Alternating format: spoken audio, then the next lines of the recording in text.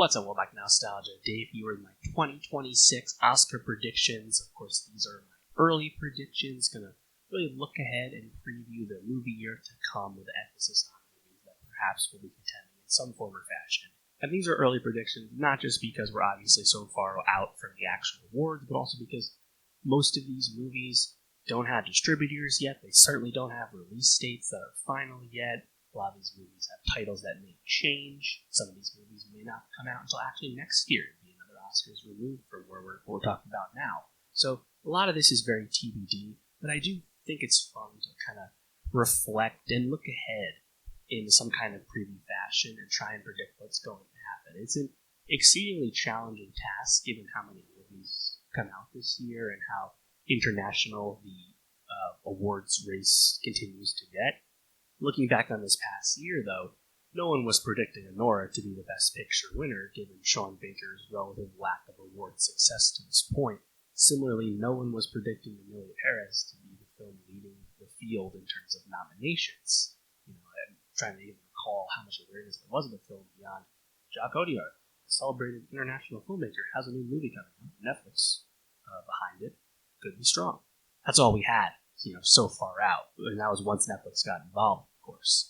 So take all this with a grain of salt. That being said, I have to say this is quite a stacked upcoming movie year. Part of this is because of the after effects of the strikes. Movies got pushed. Movies weren't able to finish in time, so thus got pushed with their release dates. So I'm certainly expecting a deeper movie year than what we got in 2024.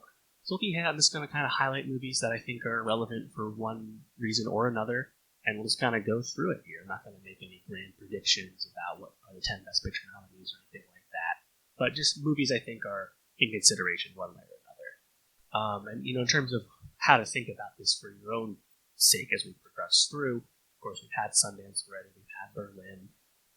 Sundance is becoming more relevant than it used to be, in terms really as a place for distributors to pick up movies. So keep an eye, and as you can probably figure out, most of the movies that got bought already, 6 weeks ago.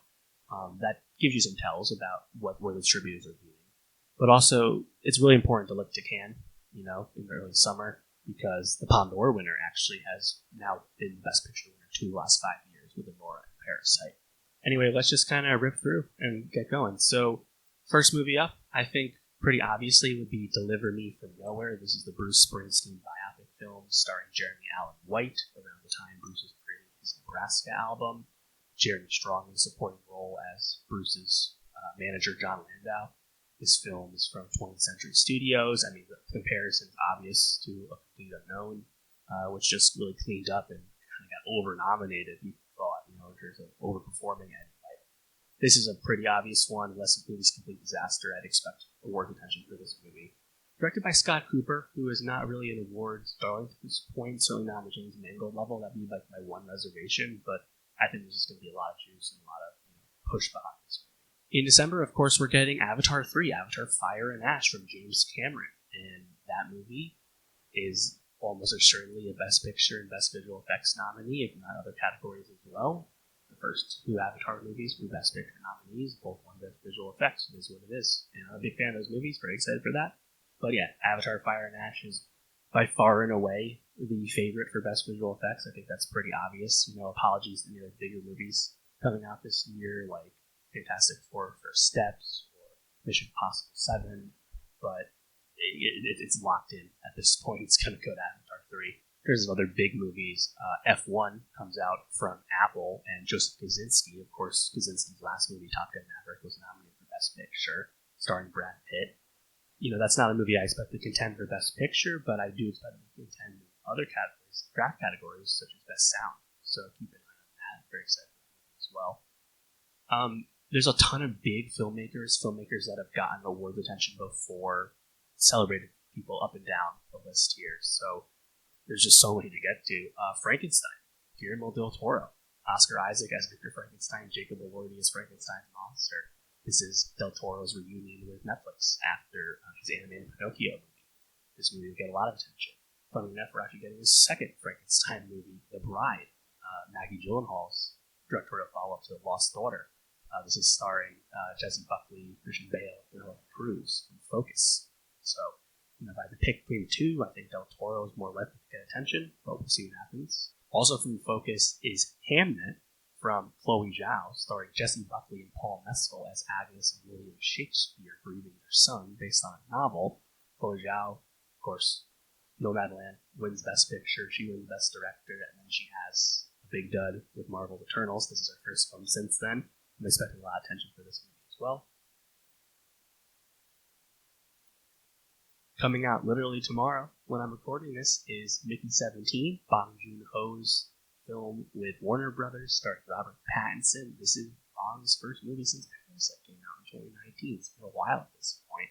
I'm not expecting this to necessarily contend for Best Picture, given what we know about the movie and the story. This kind of feels more in line with like an Okja type Bong movie. Bong is a strange and unique filmmaker with a lot of interesting quirks. Not the most awards-friendly creator normally. I expect Mickey 17 to probably be in his usual wheelhouse. Highest to Lowest from Spike Lee. This is a joint A24 and Apple movie with Denzel Washington and Jeffrey Wright. This is, of course, a reimagining of High and Low from Akira Kurosawa, starring Toshiro Mifune, one of Kurosawa's most celebrated movies. He kind of needs no introduction. Every Spike movie is significant, very exciting. Jay Kelly is Noah Baumbach's fourth film in a row for Netflix, starring George Clooney, Adam Sandler, Laura Dern, Billy Crudup, and some other folks. Baumbach, he's been up and down in terms of getting these movies awards attention. Marriage Story, of course, got a lot of love. White Noise did not. Myra's Stories did not get too much. So we'll see where this lands, but looking forward to the movie nonetheless. Marty Supreme is Josh Safdie's solo directorial debut. The Safdies have split, at least for now, just like the Coen brothers did. And this film stars Timothée Chalamet. That's the reason Timmy's been rocking the mustache for a little bit now. This is an A24 movie. It's got Christmas Day release. Whether Chalamet gets right back into the Best Actor mix with this movie, I don't know. It needs to be seen. We're not really sure what kind of movie it is. The Safdies, to this point, haven't gotten a ton of awards love. It's a Good Time, Uncut Gems, not Oscar movies, right? Could this change with Marty Supreme, with Timmy's involvement, perhaps? But even if it's not necessarily an Oscar movie, it's going to be a significant movie, obviously. And of course, the other Safdie brother, Benny Safdie, has his solo debut, The Smashing Machine, coming out also for A24. This stars The Rock, also has Emily Blunt. Pretty exciting for me, just because it feels like this is like a Dwayne Johnson really trying type movie, which is what we've wanted for a while now, so hopefully it turns out well. A movie that I don't think is really an Oscar movie, but you never know, is After the Hunt. This is Luca Guadagnino's latest movie starring Julia Roberts. Of course, Luca went over 2 last year with Challengers and Queer. Obviously, really surprising and unfortunate that Challengers got blanked. Movie rules. This movie, Julia Roberts, in theory, could help elevate it, you would think. It's an Amazon MGM movie, though. And Amazon MGM has no track record at the Oscars thus far, since MGM has been part of this thing. So I kind of have to see it first before I can trust their ability to mount an effective awards campaign. But should be a significant movie, just because of Luca, Julia. Obviously, it's worth seeing. A movie that's definitely an awards contender would be The Ballad of a Small Player. This was Edward Berger's latest movie, starring Colin Farrell and Tilda Swinton. Also for Netflix, reuniting with Netflix following his All Quiet on the Western Front remake, which was a huge Oscar contender, won several times. And of course, it's following up Conclave, which also was a huge awards contender this year. Edward Berger, German filmmaker, has very quickly become a significant annual awards contender, it seems.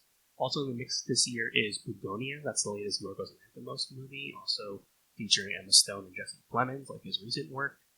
This movie is a focus release again and coming out in November, so it seems like there's a lot more like traditional awards play faith in this movie, a la what happened with Poor Things, and less so what happened last year with Kinds of Kindness, which was a mid-year release that didn't really go anywhere awards-wise. I don't think this is necessarily an awards movie, but Lynn Ramsey's first movie in 5 years, 6 years, Die My Love. The cast is crazy. Jennifer Lawrence, Robert Pattinson, and Keith Stanfield.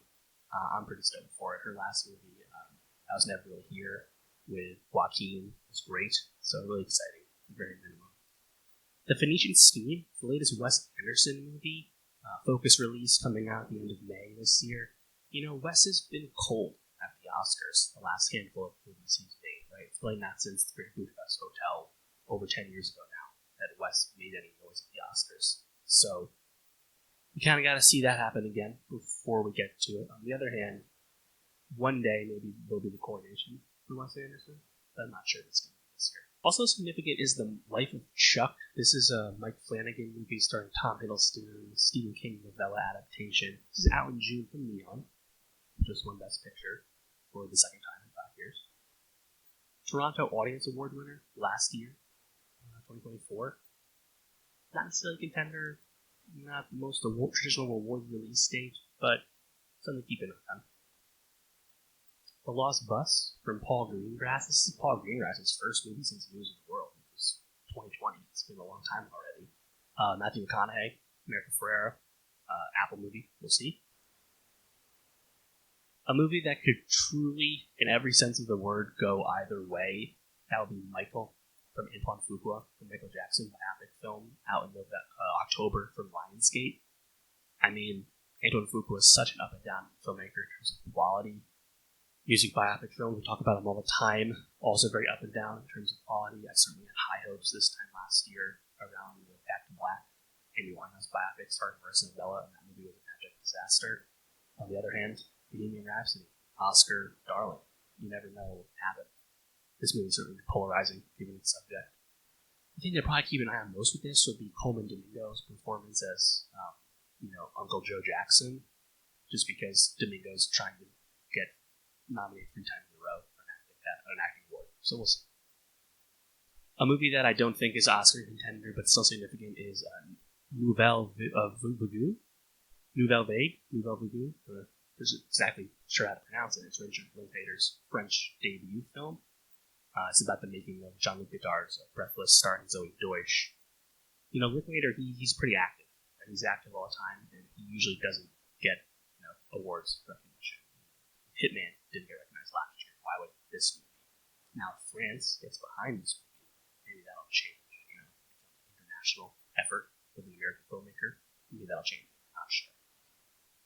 Certainly significant movie and Oscar contender is One Battle After Another, which may or may not be the title of the next Paul Thomas Anderson movie. Previously was titled The Battle of Baghdad Cross. It's kind of been an unofficial title for a while, so whether that's the title or not, this is Paul Thomas Anderson's movie coming out in August from Warner Brothers with a massive budget, and it has starring Leonardo DiCaprio, Sean Penn, and Regina Hall. Very, very exciting. Really can't wait for this. Sentimental Value is the latest film from Joachim Trier, following the worst person in the world with this big, award surprise a few years ago. He's reuniting with that movie's star, Renate Renzva. Also has Stellan Skarsgård and Corey Michael-Smith, who made a lot of noise on Saturday night. Looking forward to that movie. I think international film fans, international voting body may could get behind that movie. It can make some noise. We'll see. The movie people have actually seen already would be Train Dreams, which premiered at Sundance this year. Clint Bentley and Greg Couillard from Sing Sing are behind this movie, featuring Joel Edgerton and Felicity Jones. It's been picked up by Netflix. Of course, Wicked 2, Wicked for Good will be in the mix coming out this fall. Will this movie get another Best Picture nomination? Probably. Will Ariana Grande and Cynthia Erivo get nominated again? Probably less likely, although if it's a lead supporting actress year, maybe Ariana Grande could win. Not sure, but that's from Universal, obviously. Another big franchise film will be Wake Up Dead Man, aka Knives Out 3, out on Netflix in the fall sometime, we assume, from Rian Johnson. Daniel Craig returns, and the new ensemble cast this time around, obviously anthology films. Glenn Close, Josh Brolin, Jeremy Renner, Mila Kunis, Kerry Washington, among others. Needs no introduction. We'll see to what degree this movie gets nominated again.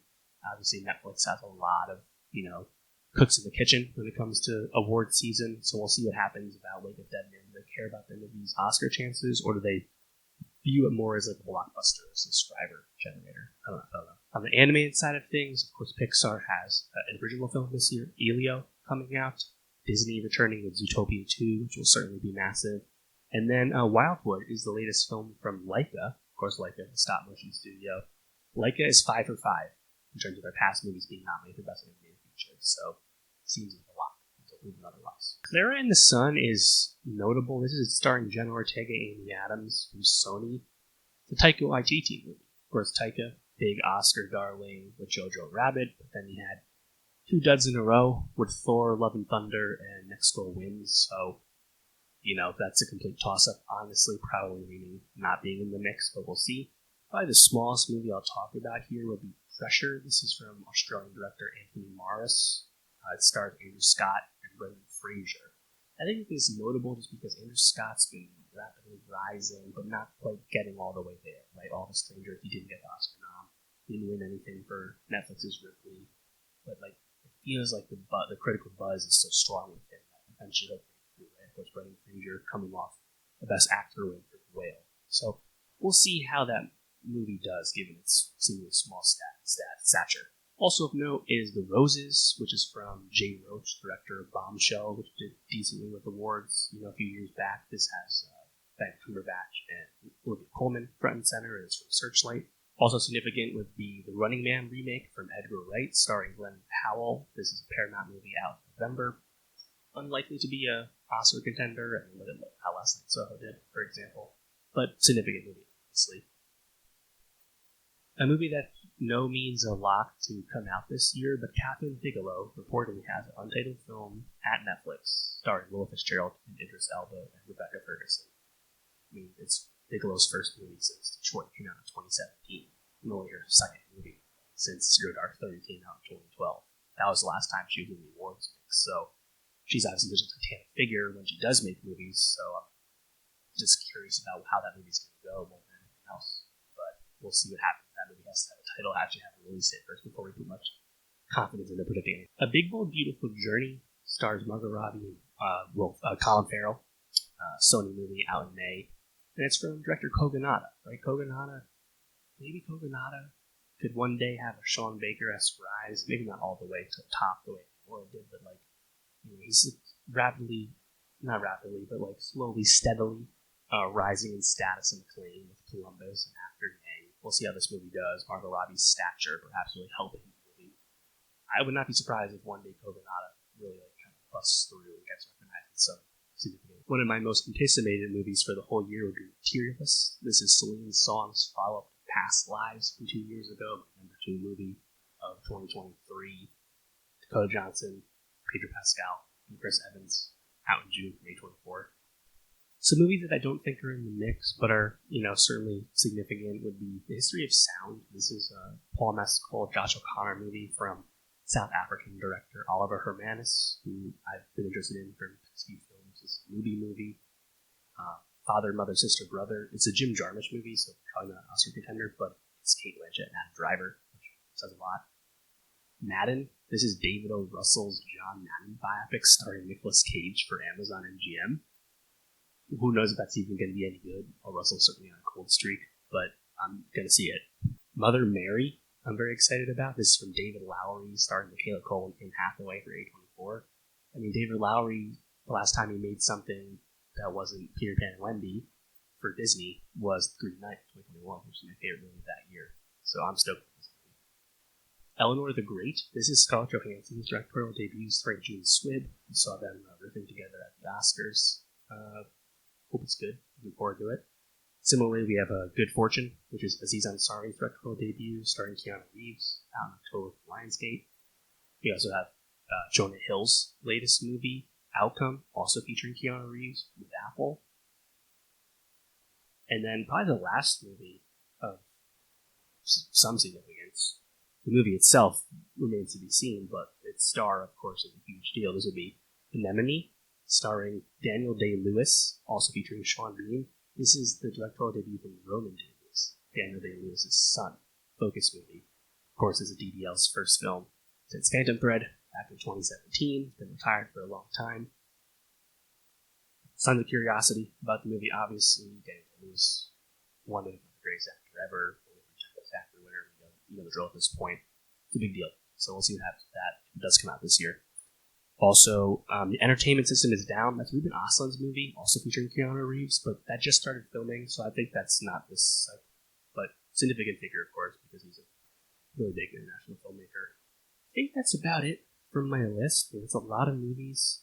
And of course, there'll be stuff I didn't enjoy. Right? Tons of international stuff, big and small, that this isn't on the radar this far out. That's just how it works these days. Like I'm still here, right? Best Picture nominee, wins Best International Feature Film. That was not in anyone's radar in March of 2024. That's just how it is, and that's okay. We're doing this so far in advance. That's where I'm at. Obviously, that's pretty Hollywood focus. But let me know, which of those movies are you most excited to see? What do you think will be an Oscar contender? What movie did I not mention do you think will be an Oscar contender? Let me know. And for more Oscars talk, come back throughout the year. We get closer, pick nominations, pick winners, and movie reviews. Come back every week, and I'll see you next time.